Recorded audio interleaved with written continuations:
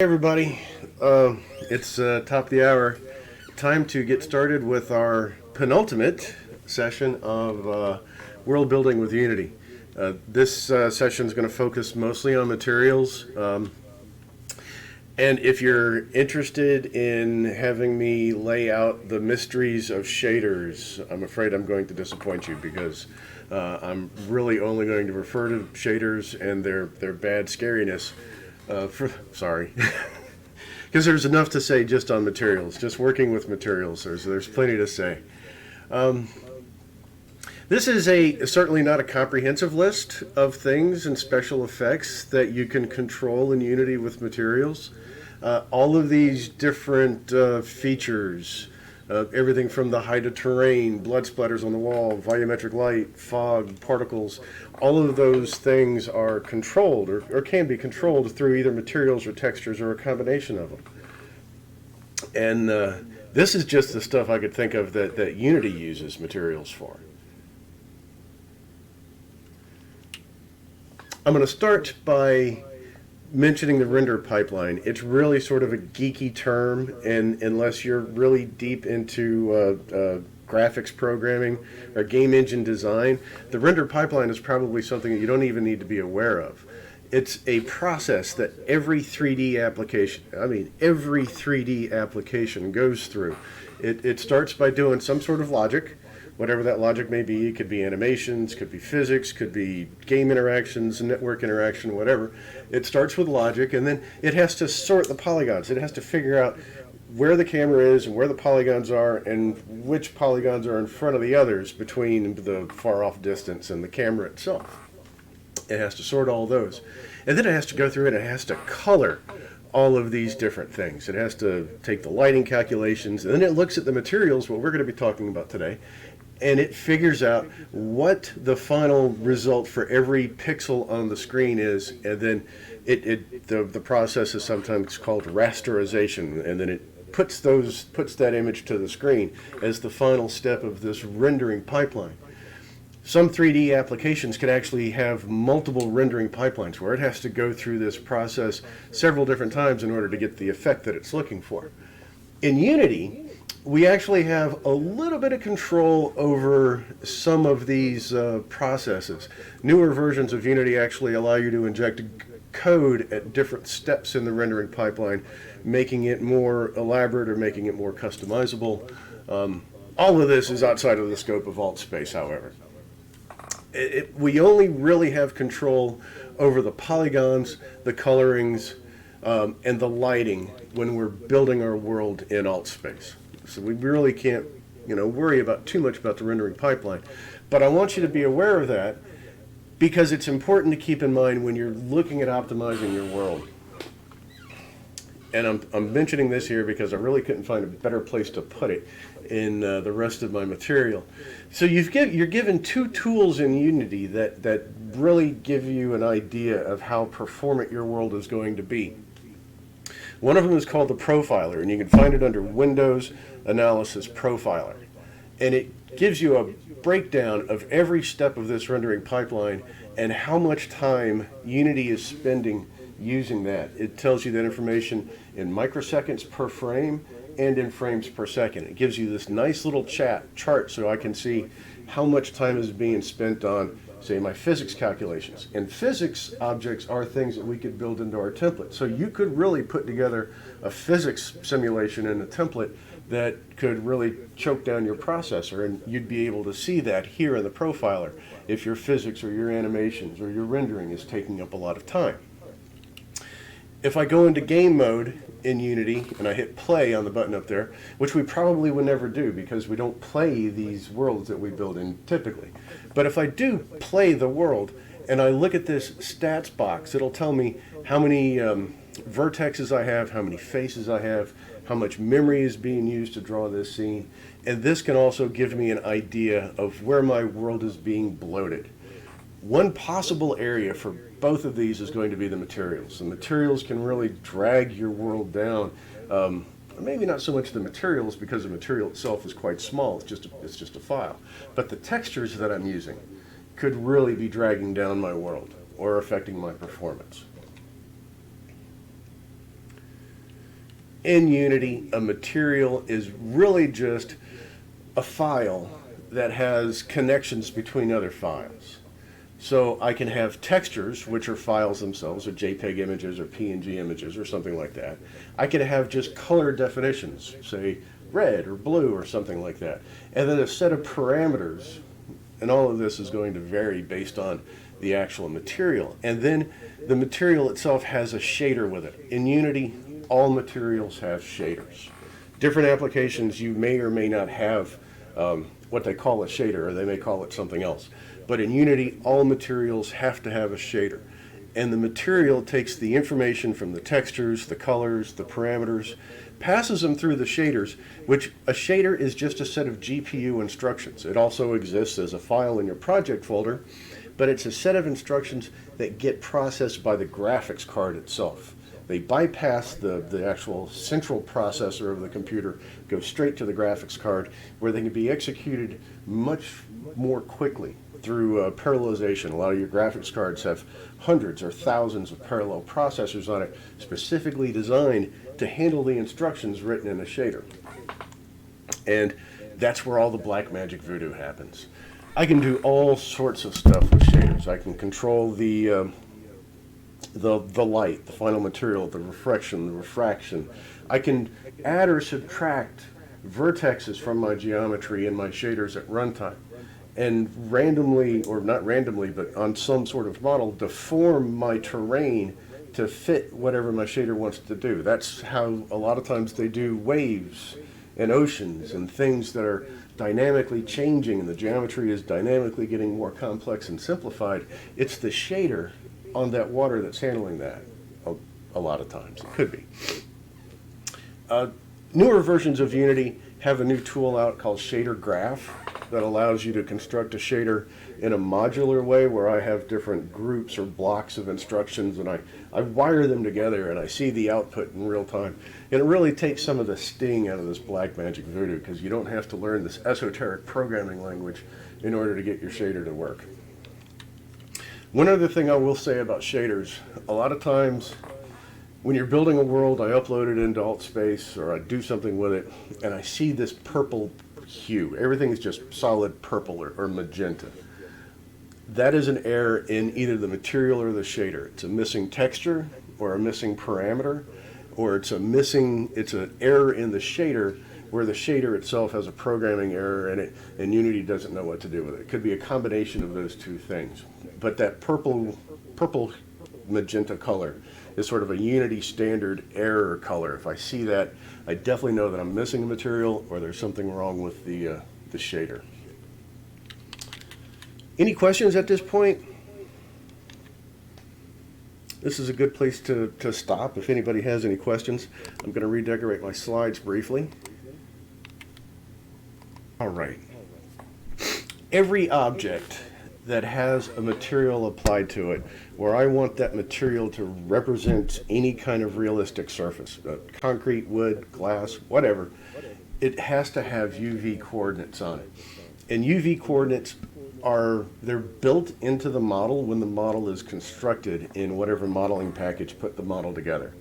So if I built the model in Blender, I need to use something like Blender to modify the UV coordinates. That's where they were made. That's where I have to go to change them if I need to change them. I can sort of get around having to change the UV coordinates by modifying some of the parameters in a texture, but if I need to change something like being mapped from a cube to being mapped to a sphere or being mapped to a plane, then I have to fall back to my original modeling package in order to do that. So it's always a good idea to have somebody in your team who at least knows how to change the UV coordinates in something like 3D Studio Max or Blender. You don't have to be an expert with the rest of the modeling packages. All you need to know is how do I change the UV coordinates or reassign the UV coordinates. In this example here, we can see that I've got one image of the legendary actor Nicolas Cage, and I have this one image mapped to the different parts of this cube. So using the UV coordinates, I can define that, say, the Yoda Nicolas Cage needs to go on the top half, on the top face of the cube, pointing in a particular direction, and these other Nicolas Cages go on different sides. And this is how all 3D objects have textures applied to them, whether it's a face on a character model, or the side of a crate, or concrete on a wall, or whatever. Everything that we're looking at in here has a texture applied to it, and UV coordinates are how that texture is assigned to the faces on that object. The textures themselves can come from a wide variety of different formats. You can have JPEGs, PNGs, GIFs, Targas, bumps. They all work in Unity, and there's probably several more that I haven't even listed here. These are just the most common ones. But you want to be careful about the sizes.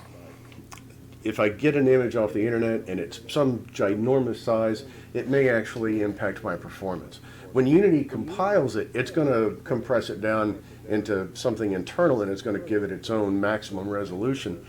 But I can save myself a lot of effort if I make sure that my texture sizes are something reasonable, and powers of 2 are always a good idea. It's not as important as it used to be in the old days of computer programming, where everything had to be a power of 2, otherwise you wouldn't be able to use it. Unity at least is nice enough now that if I give it a file that's not on powers of 2, that it will scale it up or scale it down to whichever the nearest value is, so that it can use it nicely. The reason computers like to have images that are resolution based on powers of 2 is it makes it easier to make what they call mipmaps. Well, not only does it store nicely in memory, it's a nice, even size of chunk of memory, so it stores nicely. But also, if it's a power of 2, then I can have it, and I can have it again, and I can have it again, and so on and so forth, till I get it down to a single pixel. And that's what computers do when they store textures in memory, in most applications. Unity certainly does. It generates what they call mipmaps, and so as the image gets further away from the camera, the engine swaps out different textures for lower resolution textures as the image gets further away. Now you can see this effect if you're standing close to the edge of a wall, and I'm looking down that wall and it's got a texture on it, and it appears to me that, say, 20 or 30 feet away from me, I see like a blurriness in the wall. And sometimes you notice that, especially in the Quest. What that is that's that different mipmap. It's going down to a different mipmap level at that point, and that point moves with me as I go through the world. Normally we don't see it because, for the same reason level of detail should work, it makes that switch at a point where our eyes wouldn't be able to tell the difference between those materials anyway. It's only under certain conditions where we can see the mipmapping taking place. Seamless textures are always a great idea, and if you look right at your feet, you will see an example of what is not a seamless texture. The texture that I used for this ground was not what they call seamless, so I can see an edge right here, and I can see an edge right here where I'm standing at the intersection of two of these edges. And I see this hard edge in my texture. I can see where it repeats, and I can see where the tiling in my material is. If I have a seamless texture, what that means is that the pixels on one edge of the screen line up with the edges of the other side of the image, and they match up value for value straight across. And same thing going vertically. The pixels on the top edge match up with the pixels on the bottom edge, value for value. So when it tiles over and over and over, I don't see that hard seam. I don't see that hard edge. Clearly, this is a rule of thumb that I don't always use. Sometimes it takes time to find a seamless texture, and very few of your textures that you have are going to be seamless by nature. Nature is not seamless. So if I take a picture of a brick wall, say, with my phone, I'm going to have to make it seamless. And fortunately, that is a fairly easy process if you've got Photoshop. Photoshop has two tools in it. The offset, which will sort of slide everything around and show you where the edges are, and then the clone stamp tool makes it really easy to sort of paint over those edges with pieces of the image from other parts and basically just erase the edges. Do that a couple of times, you won't have any hard edges, you won't see any hard edges when you tile your image. That's not to say that there won't be a discernible tiling pattern to it, it's just that you won't have this hard seam like you have right here. Grayscale textures are tremendously useful. for every true color texture image, I may have 2 or 3 other grayscale images depending on the effect that I want to have.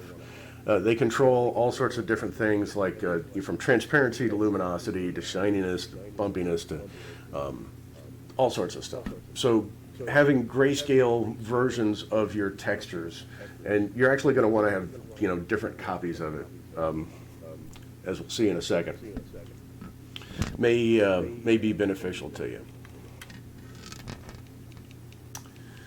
Now, just like when I bring my models in to Unity, when I bring my textures into Unity, I may have to change some settings on the texture file itself in order to get it to do exactly what I want it to do. So I select the texture image, the actual image file in my project folder, and I see this view in my inspector. I can use this to determine what kind of transparency my image has and where that transparency information comes from. I can also use this to tell Unity that I'm using this texture as a sprite, which is a topic I completely forgot to include in this. So, yeah, I wasn't even going to talk about sprites. Normal maps are what Unity uses to control bumpiness, and I have to use this interface to convert a grayscale image into a normal map, if that's what I want to do. The wrap mode is going to be very important for skyboxes. Wrap mode by default is set to repeat, which means when it gets to the edge of either the image or it gets to one of the tiling and the UV coordinates, what does it do with the pixels right on the other side of that? How does it handle repeating that image across the surface? And what we see right here is repeat. It just repeats. It just lays down however many copies it has to. But for a skybox, you want it to clamp. And what clamp does is it takes that last row or last column of pixels and stretches it right across. Now, if the texture on this material were set to clamp, we would see one copy of this ground material, and then the other pixels on this plane would just be whatever that last row of pixels is stretched out. It's a horrible effect, but it gets rid of the seams in your skyboxes. So, it's you want to remember to set clamp for your skyboxes, and if you come into one of my worlds and you look around and you could see a square grid, or you can see the edges of the cube that make up the skybox, then you can slap me upside the head and tell me that I forgot to set my repeat mode to clamp, because that's what I did. And then if you want an extra set of controls over how big your template size comes out, especially on the Android side, I can override for Android what the maximum size of my files are. So as I said before, if I just give it any particular size, Unity is going to recompress it down to some set size, some set power of 2. But I can set the maximum size to whatever I want it to be. So the default is 2048 on Android. If I have an image that's bigger than 2048, it's going to be compressed down to 2048 on a side. But I can make that smaller if I want to. And that will reduce the size of my textures in my template and reduce the overall weight of my template.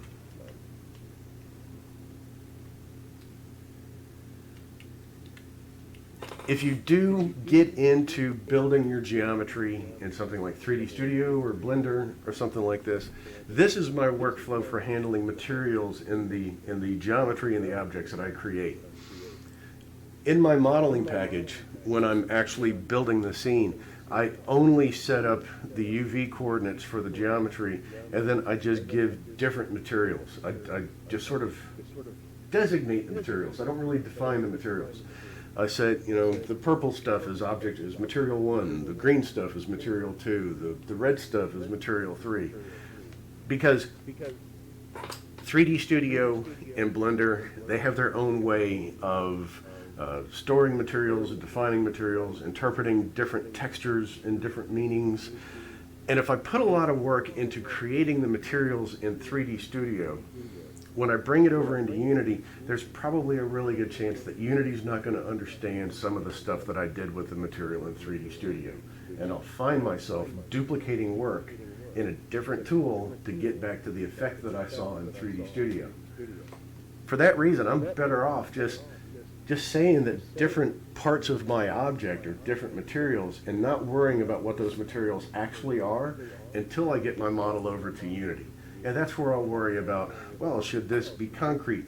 Should this concrete be bumpy? Should this concrete look wet? What do I want this material to do? Those are Unity answers to Unity questions for the most part.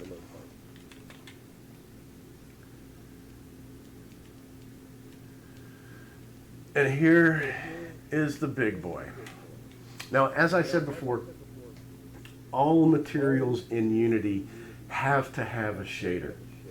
And when I create a material in Unity, Unity is going to give it the Unity standard shader.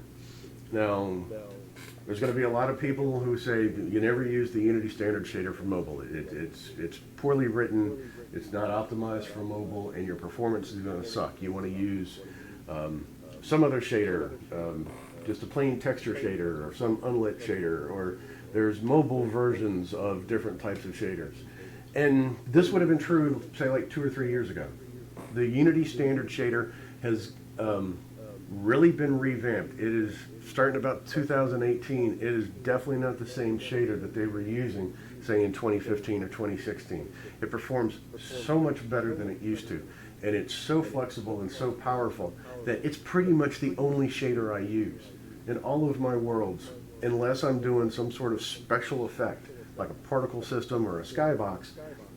Everything is done with the Unity standard shader. So I would suggest that you just stick with it. It seems to be working. They've radically improved performance over the past few versions of Unity. And if anybody tells you that you shouldn't be using it, I don't know, shrug. Say, you know, your mileage may vary. It works for me. So, looking at the Unity standard shader, at the very, very top of the material, if I wanted to, I could give it a different shader type. And there's all sorts of different types of shaders. But that's where you would change it, right at the top where it says standard. And then you can set the transparency. So by default, it's opaque. They're going to look at it like it's a solid surface. But I can set it to some different type of transparency, and then I have to give it some alpha information, either in my albedo channel or in the color up at the top. That's where the transparency comes in. And we're going to talk about transparency here in a second. Transparency is really controlled more by the texture than by the material. Down here we have normal map, height map, occlusion map, and detail mask. Those are really cool special effects that for the most part don't work in Altspace on the mobile side. You'll see them on the PC side, but for a lot of those effects, you don't really see much of the effect in the Quest. A normal map is a bumpiness, right? So I can generate a normal map, say from the grayscale map, from the texture that I generated, have Unity, when I import it, check it as a normal map, and then I'll be able to drop it into that little square, and then I'll tell Unity that I want to use that texture as my normal map. And it's going to look great on the PC. I see artifacts on the Quest side with it, so I try not to use it as much as I can. Subtly, it's a subtle effect, right? If I want to make it look like there's a little bit of bumpiness to something, give it a little bit more texture, it works out great. It works out well with baked lighting as well. You're not going to see the effect with real-time lighting as much. Height map is sort of like the normal map on steroids. It does a special effect with the pixels where it actually slides them to one side or the other to generate like a parallax effect, to make the objects look like they're really extruded from the surface, but really it's just a trick that they're playing with the pixels in the material. And occlusion is another useful map, especially if I want control over my shading. Who was it last week that had the question about doing the baked lighting in Maya? Well, if you've got Maya, you got something like Blender or 3D Studio where I can generate its own set of lighting, and I can sort of export that lighting information as a texture.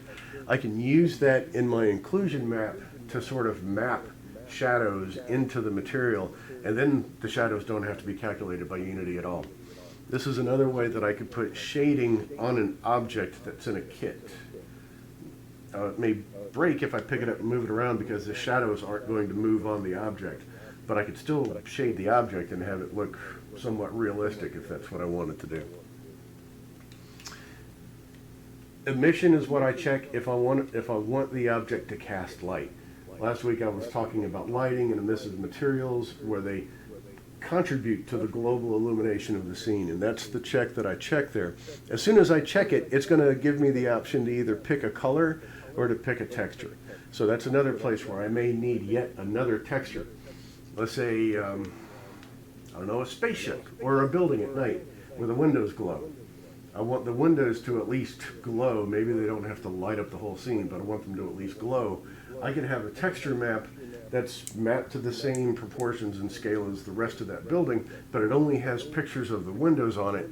If I put that into my emission channel, then the windows on my buildings will glow quite nicely.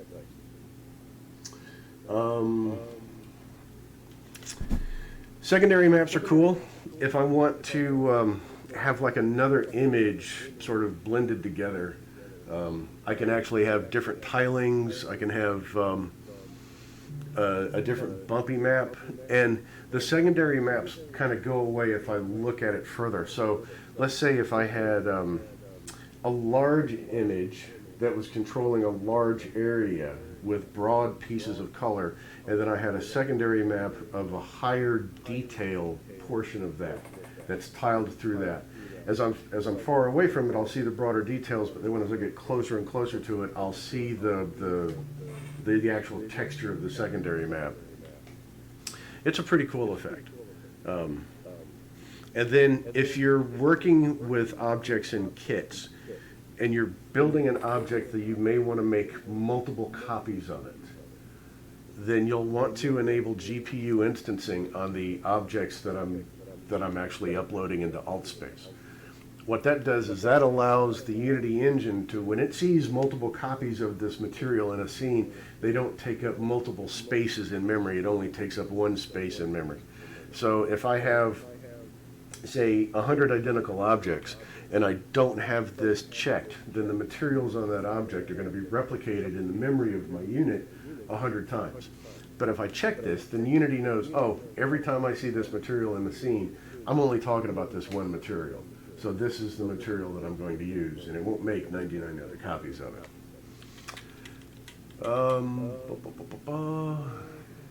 Okay, any questions so far? I know this has been kind of a dump. Yeah. Yeah, absolutely. Very impressed by the notion of seeing in your skyboxes. Now, all the standard skyboxes that we load up with the Altspace do have seeing. That's right. The idea of something to Altspace would actually cure that problem, which is something that they fail in their skybox implementation. You know, that's a bug that they know about. So the question was, if you upload a skybox into Altspace and I add a skybox to my scene using the Worldbuilding tools, I'll see a big seam somewhere in the sky. Not only that, but I'll see a big butthole if I look straight up. But the seam, and he was asking if they changed the texture style to clamp, would that fix that? I don't know what's causing that per se. Speculation that makes sense, but that's purely speculation. It could be from a number of different reasons, and I'm not sure. They know that it's a bug, but what causes it, I don't know. Specifically, I don't know. I am going to talk about skyboxes here in just a minute. Was that another question? Yeah, no, that remark I hear from one of the users from things here in Unity. That mid-mapping could be also an off issue to put it off. So you have to do it in, I don't know if in Unity is a possibility, but disable mid-mapping should solve the problem. For the skybox thing, you mean? Yeah, that's a possibility, and that's a setting when you import the textures.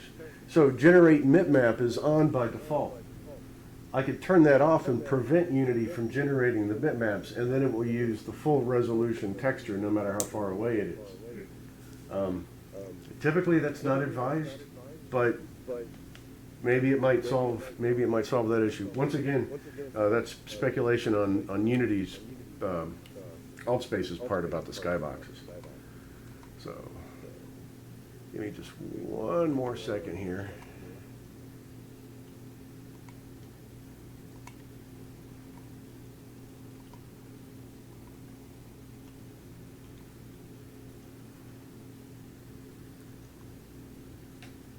Talking briefly about different transparency types.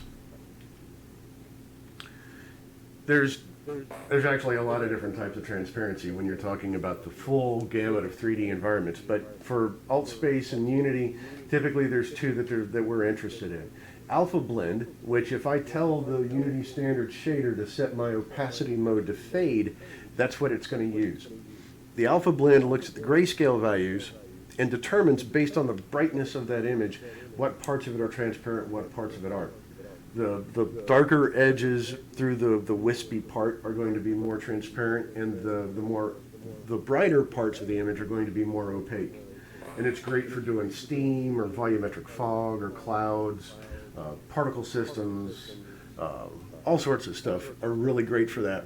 And I can use either a PNG image or a JPEG image. I can really use any sort of grayscale image for this that I want to. The other kind is called an alpha test, and it's referred to as cutout if I'm looking in the material selection. And it uses specifically the alpha channel of my image, which means I say I prefer PNG files for doing this. It pretty much requires PNG files because it has to be a graphics file format that supports an alpha channel. There's only a few of those. You've got PNG and Targas, but nobody ever uses Targas anymore. So it pretty much has to be a PNG file. The alpha channel is another color channel in the file that specifically relates to transparency. And I can use it to give me nice images or different special effects. Can you hear me? Yeah, I can hear you. Oh, sorry. I'm moving. All right. Wow, that was close. So, and a lot of times I'll use that for like a decal that I put up on the wall, or as I have here, like a blood splatter, works really great for that. The other thing about cutout is I can actually slide my, what I'm looking for is like a threshold value between 0 and 1, and control how opaque or how effective or how broad this effect is across this image. And if you've been to my haunted house, that's how I make things fade in, is by animating the cutoff value of a particular image. This is a lot more expensive. Unity can handle a bunch of these because it doesn't have to sort which one's on top of the other.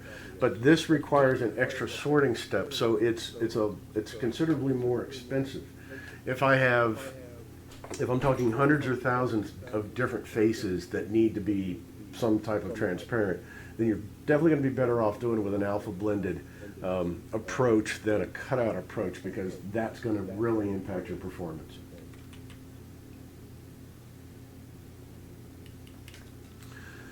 So, talking about skyboxes, and skyboxes is really just a special instance of a shader. To create a skybox, I create a new material, and then I select the skybox six-sided material if a six-sided skybox is what I'm building. I can also give it a panoramic, say if I've got like a 360 image or a 360 photo that I've taken with a 360 camera. That's another option. It's also a different type of shader. But for a six-sided skybox, I just select that type of shader, and then I have 6 places where I can put the images that make up my skybox. There's numerous benefits between of a 6-sided skybox over a panoramic photo, not least of which is that I have 6 times the resolution that I can use for my skybox. Now it's going to be a really heavy skybox because now I've got 6 complete textures that I have to upload for the skybox instead of 1. But now instead of 1 2048 max resolution image, I have 6 2048 max resolution images. So I like it just because it allows me to have a nice high resolution skybox. And the clamp mode on the texture is what gets rid of the seams in the corner. And I can only take advantage of this if I build this into a template. If I upload my skybox to Altspace so that it's available to me through the world building tools, then it has to be a 360 photo. So I'm restricted both in the resolution and the effect with that seam in the sky and the big puckered region up at the top. I can get rid of both of those by using a 6-sided skybox. Now the way I build a skybox is by using 3D Studio, but you can use pretty much any package that you can create an environment in. And there's lots of free modeling packages that allow you to do this. And aside from being able to put in some cameras and move some objects around in my scene, I don't really need a whole lot of expertise in that modeling package per se. You can even do this in Unity if you're clever. I've seen people that have written scripts that'll take a camera and move the camera around and do what it needs to, and then generate the images. So this is something that you could even do within Unity itself if you want to. But I make 6 cameras, and I put all the 6 cameras at exactly the same point, and the only thing that's different between the cameras is the direction that they're facing. So I have one of them forward, back, left, right, up, down. They're all to a 1:1 aspect ratio with a 90-degree field of view. So that encompasses a cube. And I can see by this wireframe here the viewports or the windows that each of these cameras is seeing, and that it makes a nice cube.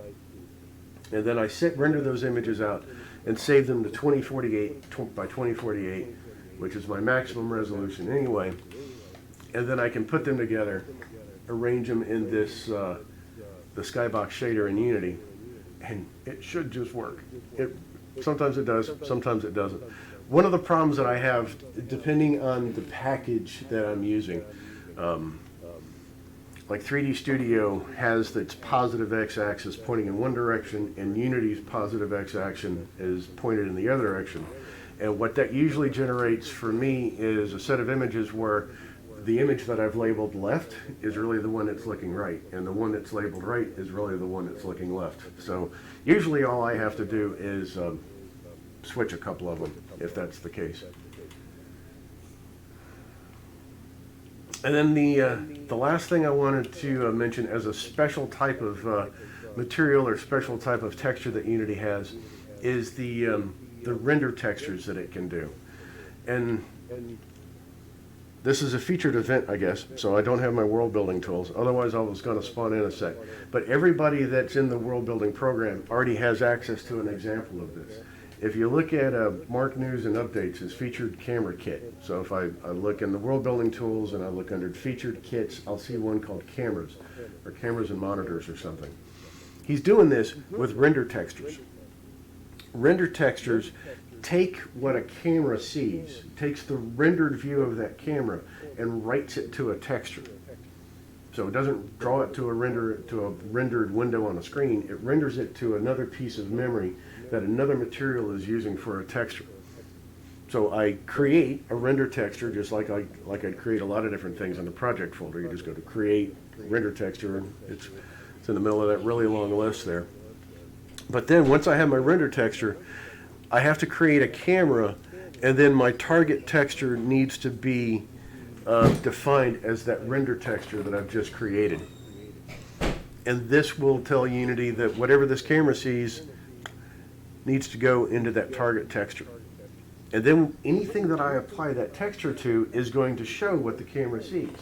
So if you look in that featured cameras kit, I've got a set of camera objects and I've got a set of monitor objects.